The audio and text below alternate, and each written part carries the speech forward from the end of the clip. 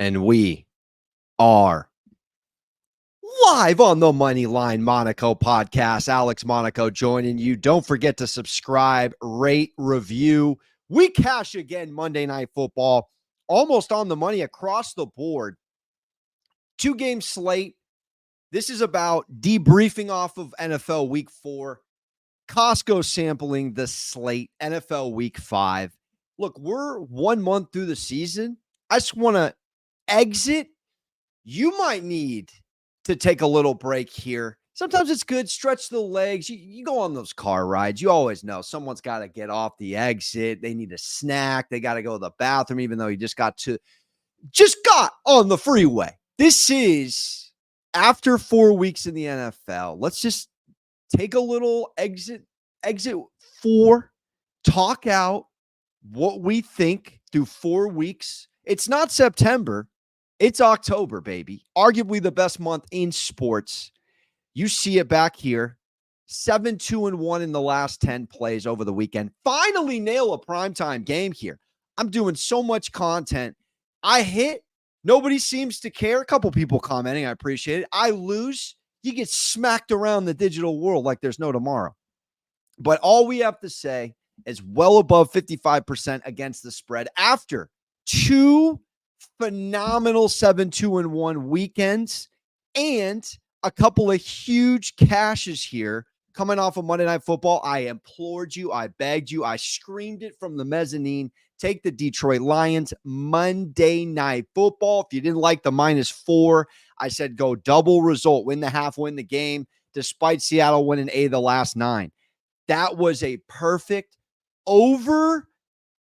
I don't want to say overhyped Seahawks team. They won all 3 games that were presented in front of them, but it just is what it is. You look at the line, you do your own research, you listen to what people say, you check the gambling gut, you punch the ticket. And the reality is the Seahawks beat a rookie, Knicks, Brissett, journeyman backup, and who? Skylar Thompson, who didn't even get to earn another start due to Huntley. Worst team in the NFL might be the Miami Dolphins, by the way, without Tua. Mike McDaniel needs to seriously get that team under wraps. This guy might lose his job.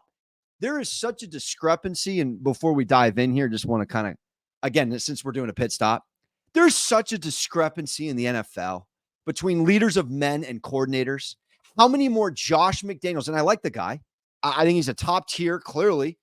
Brilliant mind, but even look at Cliff Kingsbury getting just, again, pats on the back. How was he when he was in charge of the Arizona Cardinals? In over his gourd, not even close to being able to rein in that locker room, letting the quarterback talk smack to him. Look at the difference between some of these coaches and someone like Andy Reid, someone like Jim Harbaugh. In just a month, we're going to get into the Chargers, ton of value. But you have to look at these locker rooms, and this is such a week-to-week league. You're seeing it through 4 weeks. I mean, objects in mirror, not as they appear. The public's getting decimated. We are bombarded with sports media everywhere we turn, and I need you, when you watch Talking Heads, to realize who means what they say, who says what they mean. The reality is, not everyone on television bets hard-earned money. Your boy over here is in the trenches, fro up naturally on an October 1st Tuesday. Happy baseball playoffs, by the way. Doing the hard work so you don't have to. I scour so much content. I watch so much. I joke, no wife, no kids, no mortgage. We got a girlfriend, but I digress. I'm locked in. I am more locked in than your average dude. I see so many incorrect takes throughout the work week. It's hard to even conceptualize. For example, let's look at the Houston Texans. Houston Texans have given up more points than they've scored. You go to the futures board. They're 4th to win the AFC. You think a team that's given up more than they're scoring is deserving right now of being 4th in the AFC futures board and laying $270? You got to put $270 on the Houston Texans to win 100 back. for them to win their division. I'm not saying the Colts, the Titans, and the Jags aren't absolute in dire straits right now, but it's just, again, I said it to you, and we cashed 2 weeks in a row. Sometimes the books give you clues, sometimes they don't. The Baltimore Ravens, who are going to Jerry's World, were laying 1.5 week 3. I'm looking at the futures board, and I'm telling you, they're minus 140 to make the playoffs. Minus 140 to make the playoffs. Only move from plus 650 to around 12-1 to win the Super Bowl. You look, average person looks, Cowboys, Bills, one of them's on the road. You think this team's not starting out 1-3? Again, narrative, hot takes.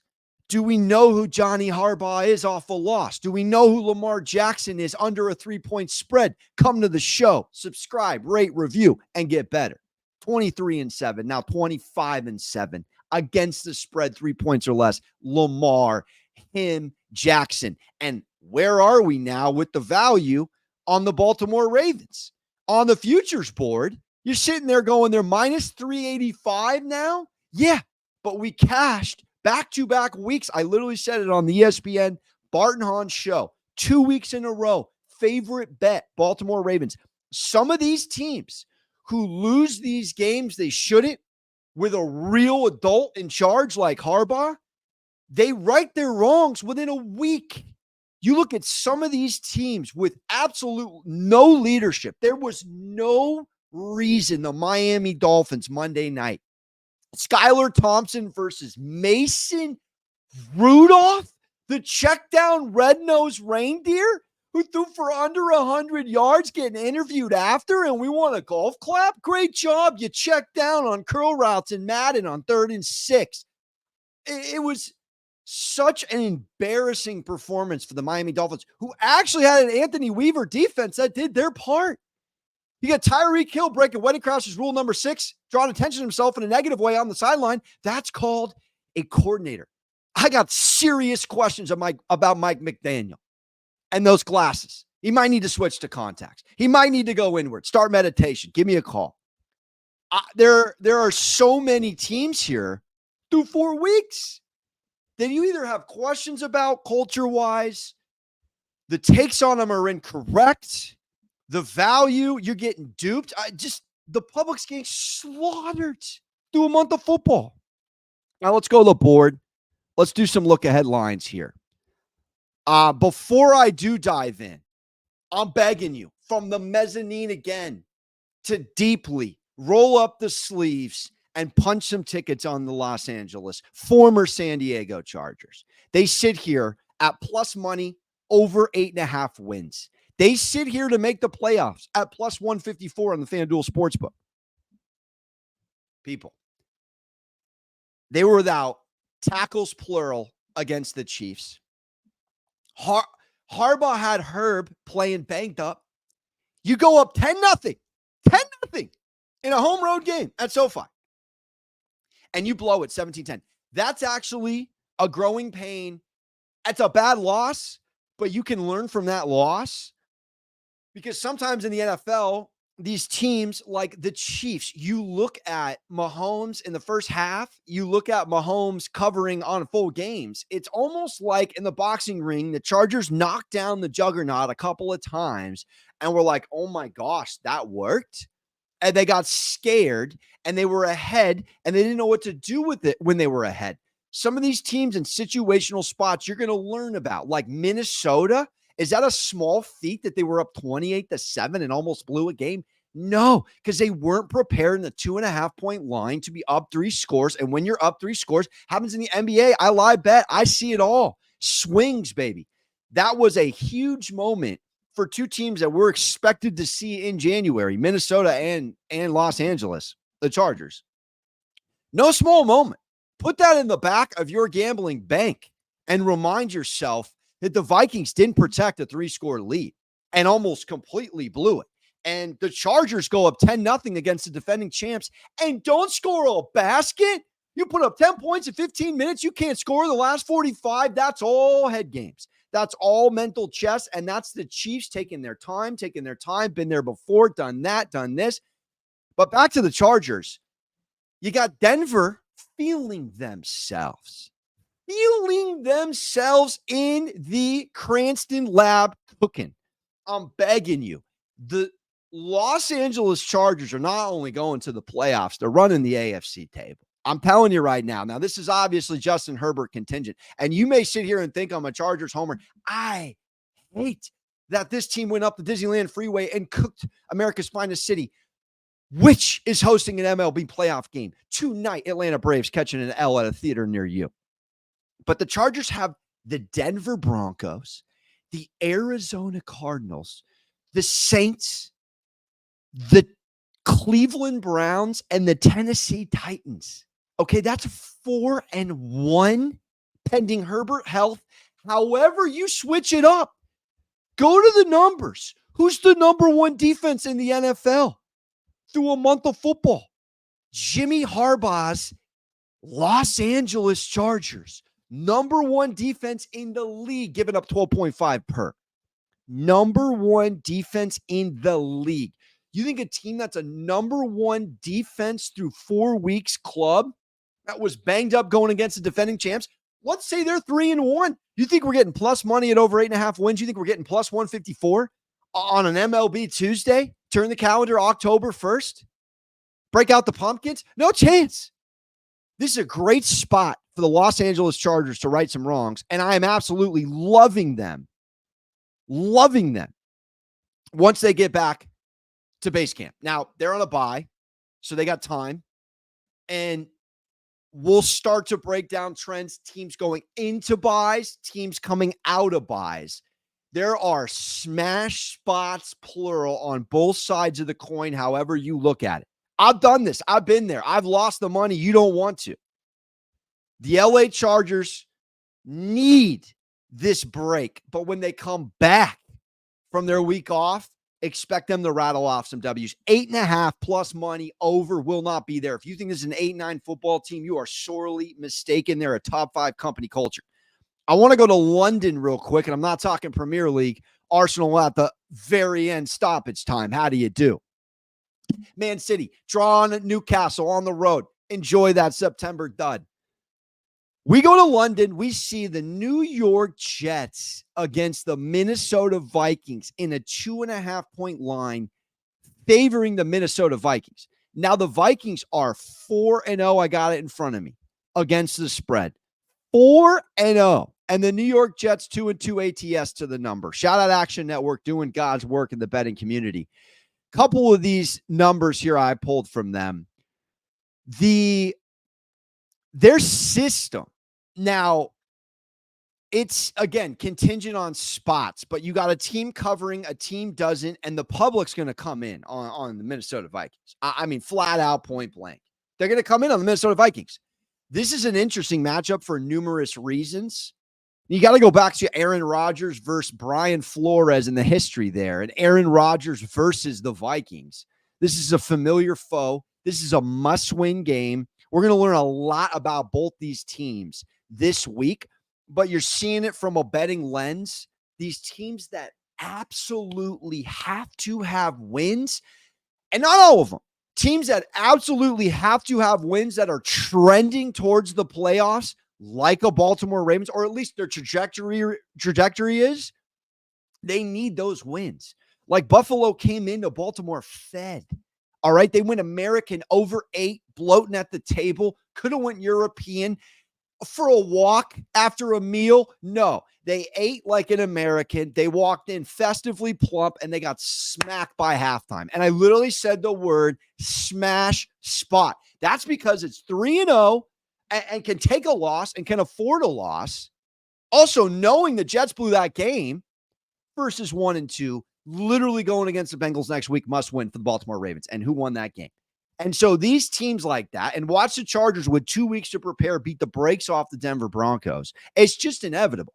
So we'll see where, and you don't want to just fade the public. Through a month, they're getting cooked, but you still have to, I mean, we took a couple of favorites on the program. I mean, I was a point total, half a point here, half a point there from going 5-0. Again, 5-0 again. And some of these numbers are so sharp. I took Falcons -1.5 earlier in the week, gave it out on ESPN Friday at 2.5, and they win by 2. Shout out Koo. Same thing with Thursday Night Football with the Giants and the Cowboys. Giants open at 4.5, close at 5. 5.5, excuse me. Look what happened. Wide right, laces out, Ace Ventura, smacked. So I'm looking at some of these games here, and I'm already, I said this, and I didn't make them picks, but there's just these spots like Pittsburgh undefeated as a favorite on the road against the lowly Colts. Walk right into that, catch an L. Same thing with the Ravens and the Bills. Walk right into that, catch an L. Live betting continues to reign king. Live betting, I mean, I don't tweet out all the action. I do. I mean, you could have got the Raiders up to +9.5 against the Browns, who can't pack anybody in.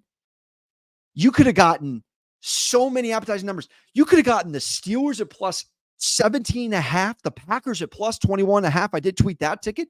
Teams that have a real culture with a real head coach, Tomlin, LaFleur, they're not going to let their teams get dog walked. It's just because they had a bad half. They crawl, they eke, they climb their way back in. Now, some of these spots too, I want you to really think about what you're doing. And I'm not a professional. I'm just making picks, doing my thing, giving our best effort, hosting sports betting shows. But when you do like a Panthers Bengals look back, and everyone loved the Panthers, you really got to say to yourself, okay, that was a winless Bengals team. Their season was Monday night against the Commanders. Their entire manhood was on the road at Carolina. And Carolina was off an upset win. Dalton subbed in, and that happens a lot in betting too. You got to look for those moments. Coach gets fired, new interim comes in, watch an uptick in effort. Bad quarterback, I'm not calling Bryce bad, but just quarterback can't get it done. Bring in the serviceable backup, Andy Dalton, uptick in effort. They win, they cover. But eventually the pendulum swings back. You're going to take a Panthers team off a win against a Bengals team that's winless, 4.5 line or not. Terrible, terrible walk into it bet if you really look back on it and say to yourself, who are the teams that are starving? Starving. I'm already looking at this line here, and I've faded the Buffalo Bills more times than I've backed them. You got the Houston Texans in a 1.5 point line hosting the Buffalo Bills, who hadn't lost by 6 in more than 40 games. And the Bills are -112, -1.5. That's a game I'm going to wait on. But if you're talking about team off an embarrassing Natty TV loss and a Texans team that's getting outscored, that might be a very interesting line. Now, there's a lot of numbers here. Under a field goal, right at a field goal, 1.5, 2-point lines. I mean, these are really fascinating betting numbers here for week 5, and it kind of begs the question.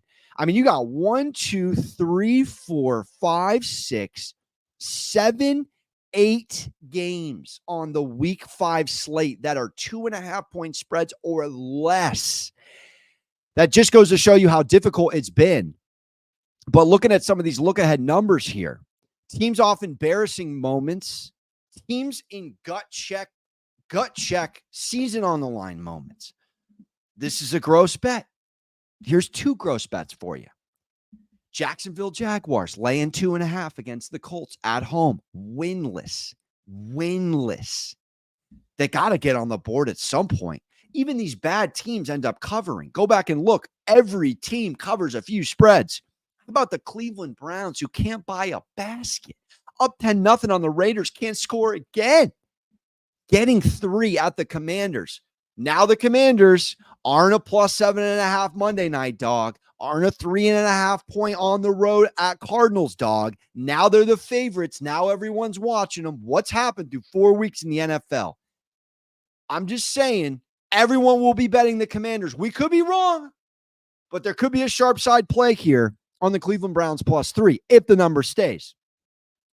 Now, you saw, this is a little bit of an interesting week. You saw some divisional home favorites catch L's or lose to the spread last week. You got a few of the same instances here. You got the Denver Broncos laying 2.5 at home against the Raiders.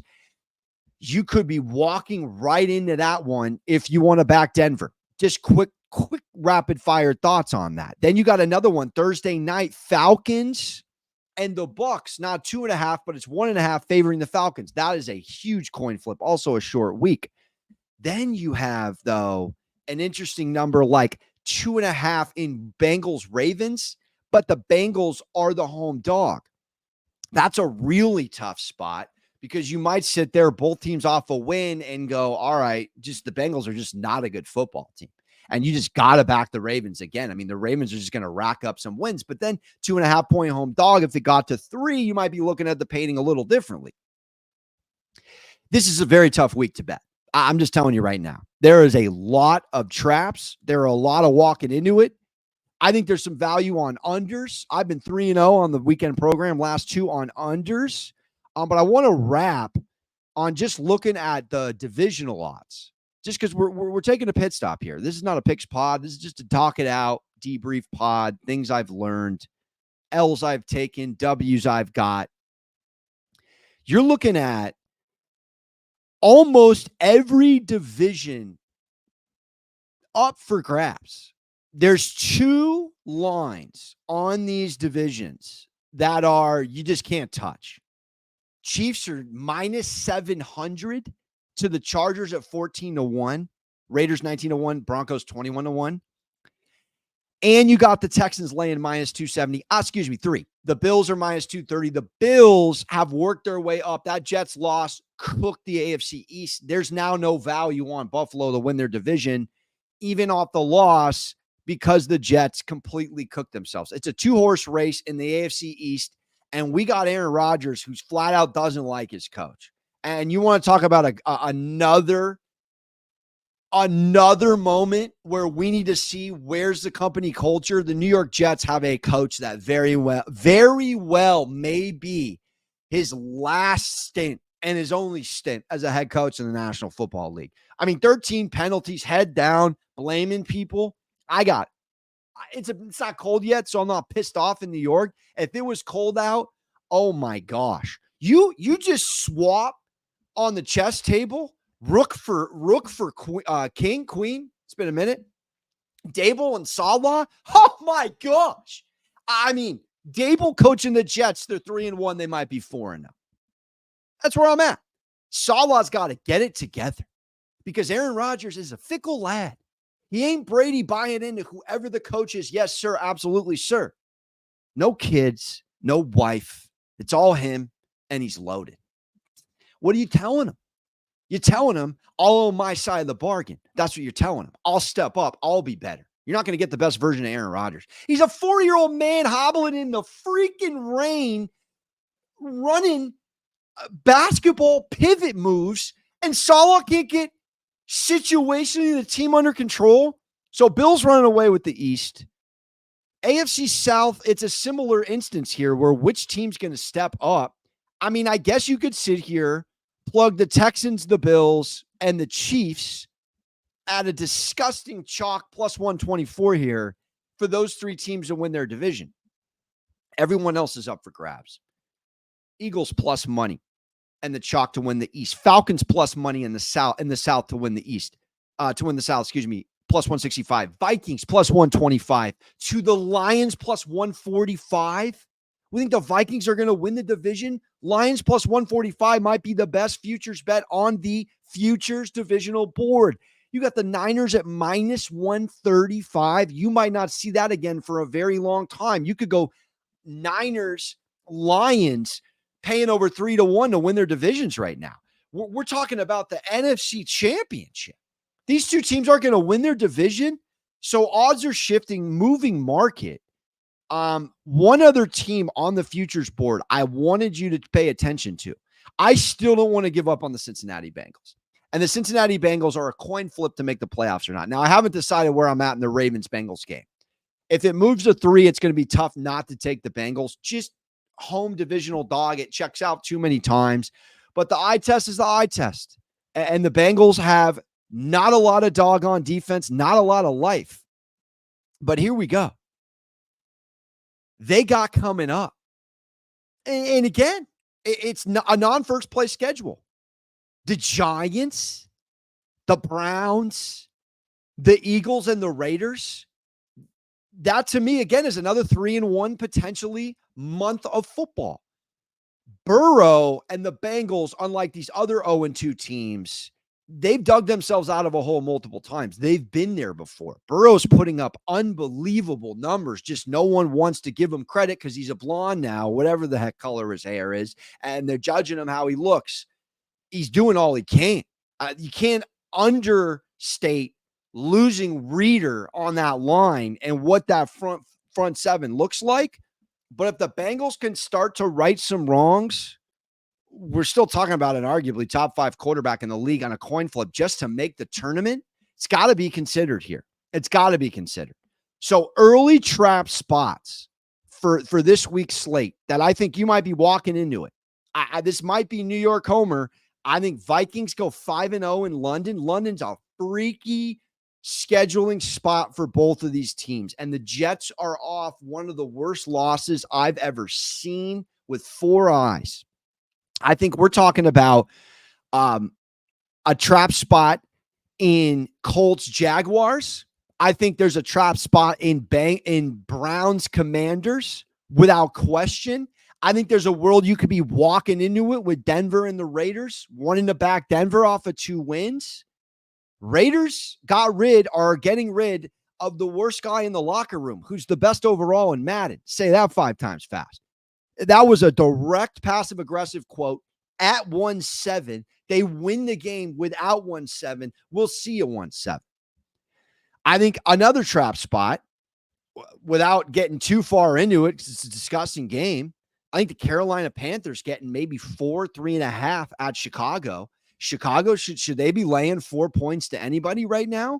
They beat up a Rams team that's piecing together. I mean, that's a dodgeball average Joe squad. Matt Stafford's throwing the ball like it's 8th grade PE, and everybody gets drafted in flag football. You get a little PT. You get a little PT. Who is he throwing to? Offensive line's decimated. No Nakua, no Cup. Do not sleep on a Panthers team getting maybe 4 points versus a Chicago team that still has so many questions about their offense. So many questions about that offensive line. A lot of trap spots, but a lot of opportunity. So we continue to cook 7-2-1 on the last 2 weekend pods. I will be coming back Thursday. Falcons, Bucks, 1.5 point line, 43.5. Look, all we're doing is what we're doing, baby.